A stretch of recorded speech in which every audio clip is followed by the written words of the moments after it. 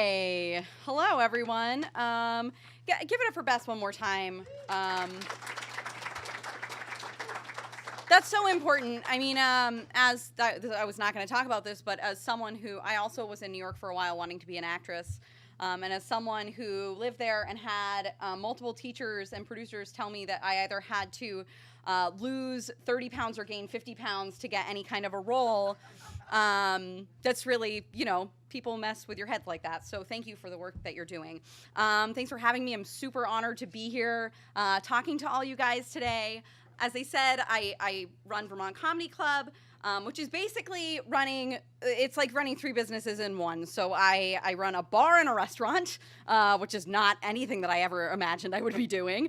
I run a performance space, and I also run an education program. Vermont Comedy Club is a for-profit business. It's a for-profit arts business, which is a thing. You can do it. Believe in yourself. Don't undervalue yourself. I'm going to give you a little background about myself. I grew up in the Northeast Kingdom, which is where you live now. I grew up in a low-income family. If you had asked me 15 years ago what I would be doing right now, I would have probably said that I was going to be living in Africa studying primates.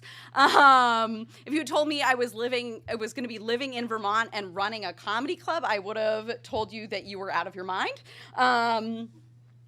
So in a wild turn of events, I ended up going to this performing arts conservatory in New York City. I do not have a bachelor's degree. It was a conservatory program. I don't have a bachelor's degree. I don't have a master's degree. I don't have a doctorate. I don't have a degree. And it has not stopped me from achieving everything that I want to achieve. In fact, I've been asked to teach at multiple colleges, even without having the degree, so which I've not done. But it's not something that you need. Do I recommend you dropping out of school right now? No, I don't do that. I don't. But it's not something you need. Over the years, I have had a million jobs. My last job working for someone else was at the front desk at a hotel. I've worked in restaurants a lot. I've worked as a substitute teacher.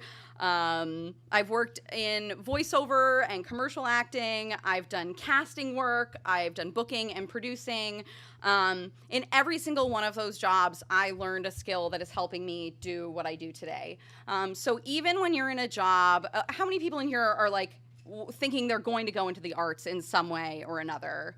Only a couple? Okay, great. You're going to have jobs that you hate. That's how you make money. But know that in those jobs, you're going to be learning skills that you need. And you're also going to be making connections, meeting people that are important later down the line. And you have no idea in the moment that they are, but they will come in handy, all of those skills and all those people.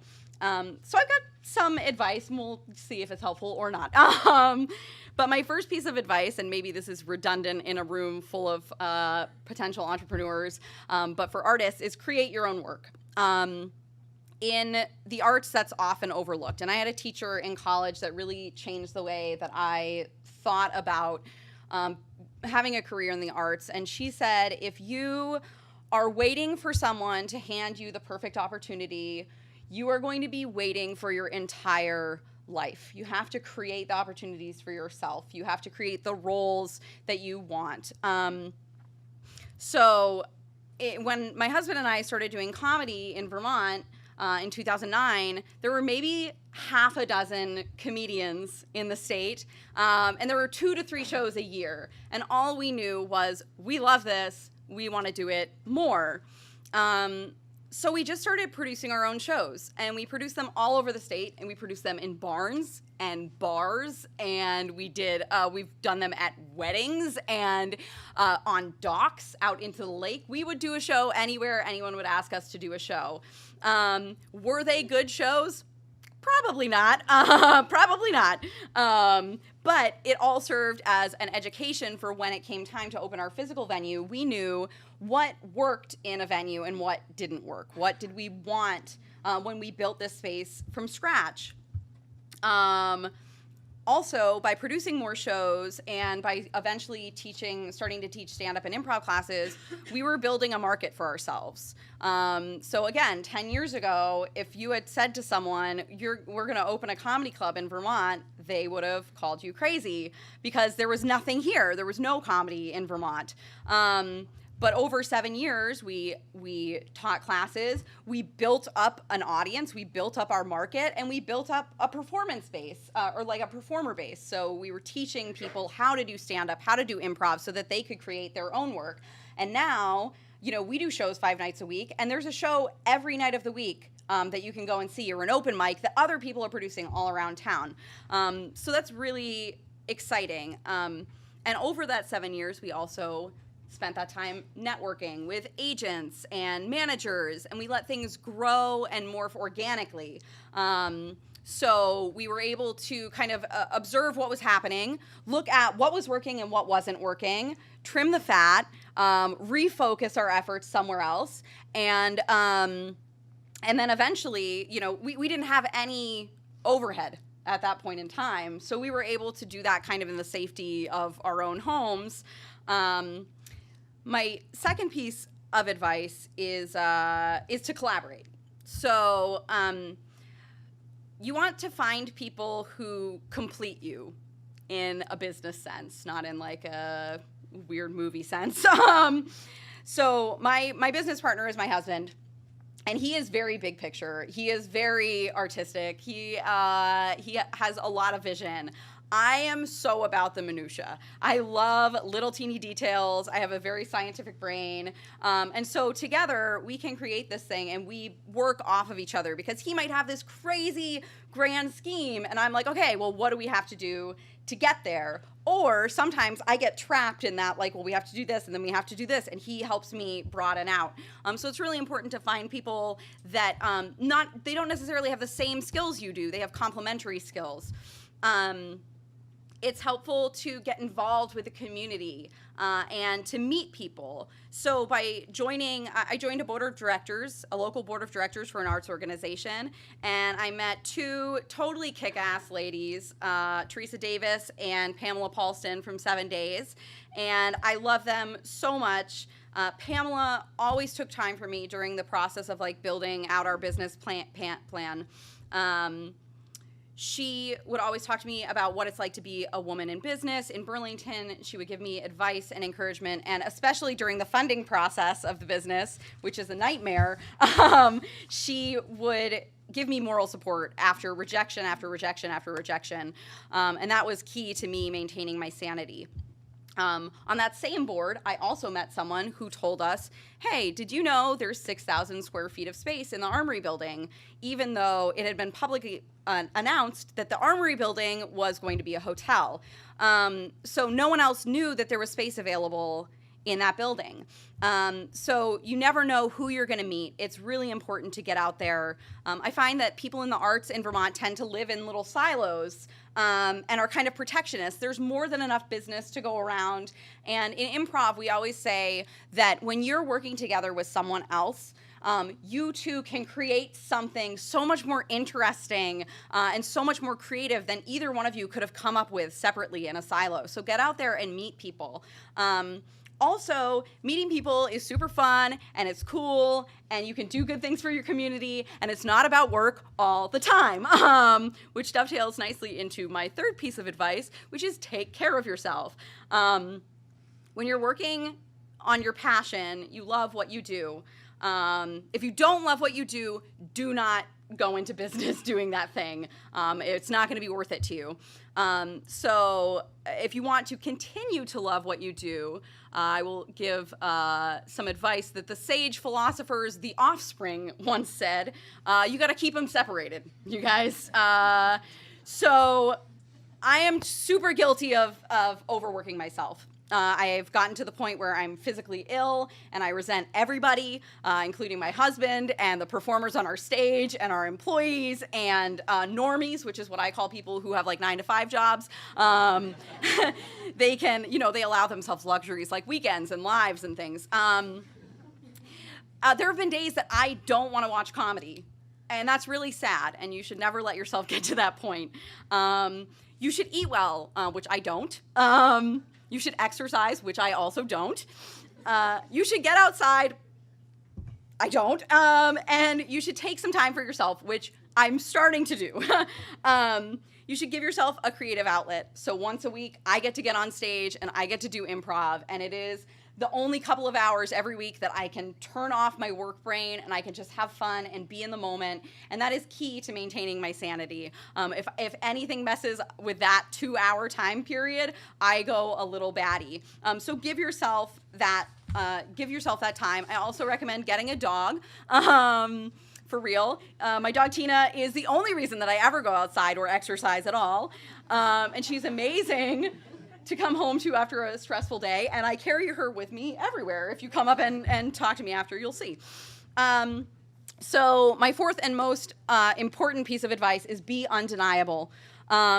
Steve Martin once said, be so good that they can't ignore you. And you absolutely have to do that if you're going to be in the arts, whether it is as a performer or as a producer or anything else. Build the tightest business plan that you can.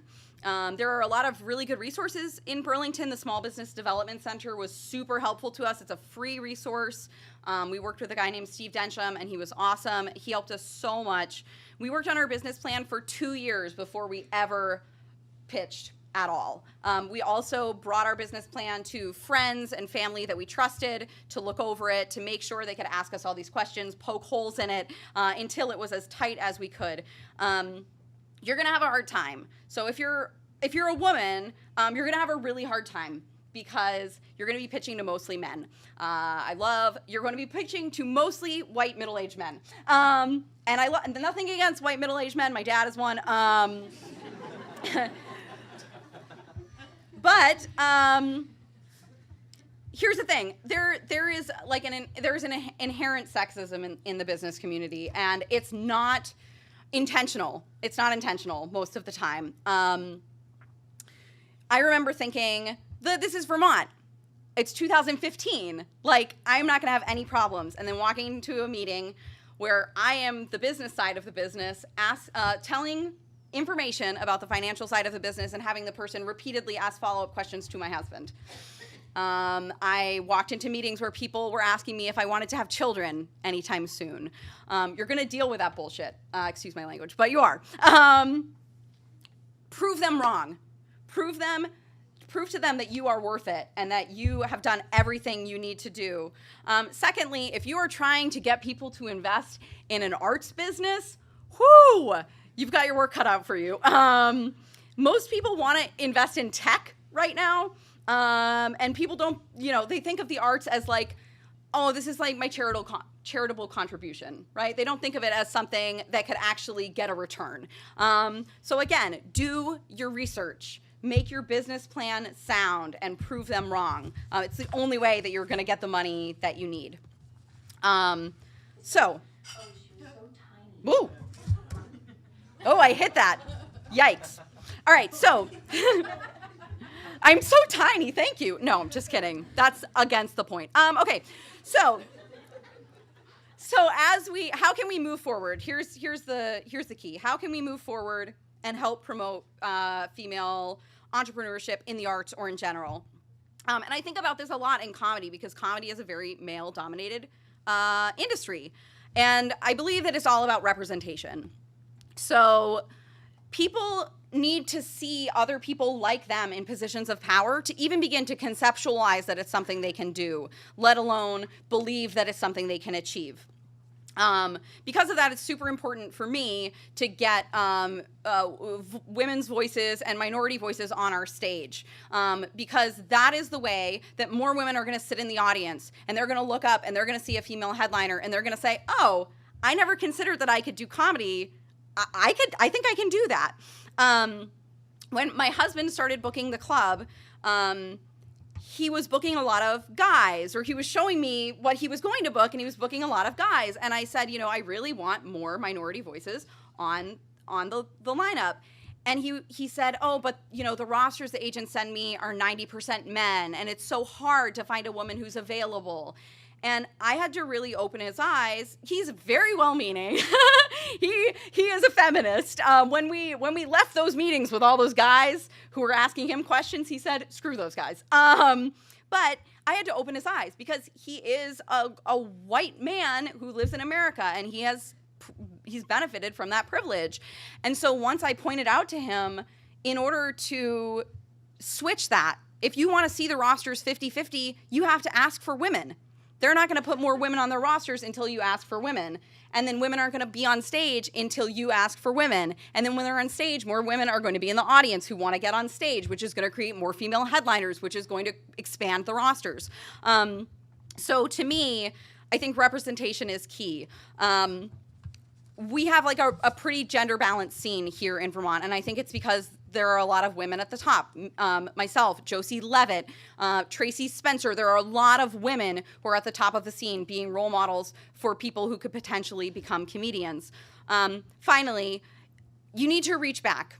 So when you get in a position of power, when you're financially stable and successful, which will be a while, if you're in the arts or any startup, you need to invest in other female entrepreneurs. So put your money where your mouth is. Have coffee with people, hire women, engage female interns, be somebody's Pamela Paulson, right? I'm just waiting. Just ask me to be somebody's Pamela. I would love to tell you that you can do it.